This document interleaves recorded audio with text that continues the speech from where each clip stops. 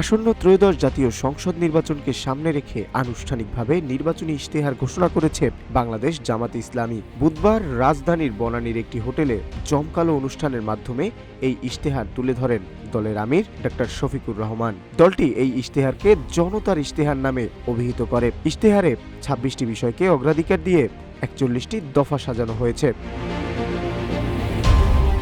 জামাতের ইশতেহারে সবচেয়ে বেশি জোর দেওয়া হয়েছে জুলাই বিপ্লবের চেতনা বাস্তবায়নের উপর। দলের আমির বলেন, ফ্যাসিবাদী ব্যবস্থার বিলোপ ঘটিয়ে একটি বৈষম্যহীন সমাজ গড়াই তাদের প্রধান লক্ষ্য।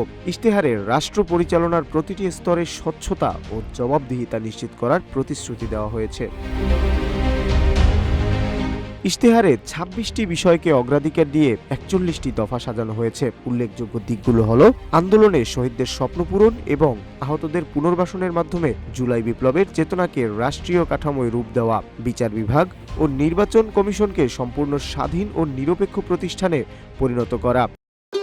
ভবিষ্যৎ হোক নিরাপদ, বিনিয়োগ হোক বিশ্বস্ত, আর আমার পছন্দ সল্ট বে। ওয়েলকাম টু সল্ট বে। উচ্চ পর্যায়ে দুর্নীতি বন্ধে কার্যকর তদারকি এবং স্বচ্ছ নিয়োগ প্রক্রিয়া চালু করা, নারীর মর্যাদা নিশ্চিত করা এবং কর্মক্ষেত্রে নিরাপদ পরিবেশ তৈরি করা, উত্তরবঙ্গের অর্থনীতিকে চাঙ্গা করতে তিস্তা নদীকে উত্তরবঙ্গের অর্থনৈতিক কেন্দ্রবিন্দু হিসেবে গড়ে তোলা। দেশের ভঙ্গুর অর্থনীতি পুনরুদ্ধারে জামাত একটি উৎপাদনমুখী অর্থনীতির কথা বলেছে। ক্ষুদ্র ও মাঝারি শিল্পে বিশেষ প্রণোদনা এবং প্রবাসীদের পাঠানো রেমিটেন্সের সঠিক ব্যবহারের ওপর গুরুত্ব দেওয়া হয়েছে বলে জানায় দলটি।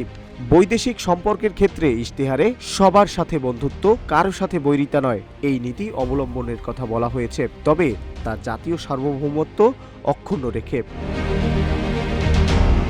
ইশতেহারে ধর্মীয় মূল্যবোধ রক্ষা এবং সাম্প্রদায়িক সম্প্রীতি বজায় রাখার কথা বলা হয়েছে। কুরআন তিলাওয়াতের মাধ্যমে শুরু হওয়া এই অনুষ্ঠানে ডক্টর শফিকুর রহমান জানান, একটি ইনসাফ কায়েমকারী রাষ্ট্র প্রতিষ্ঠাই তাদের মূল লক্ষ্য, যেখানে প্রতিটি নাগরিক তার ন্যায্য অধিকার ভোগ করবে।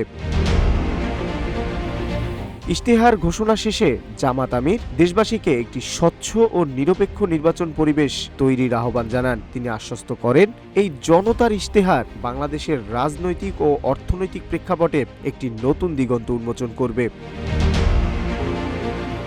এস এম আমিনুল ইসলাম, রূপালী বাংলাদেশ।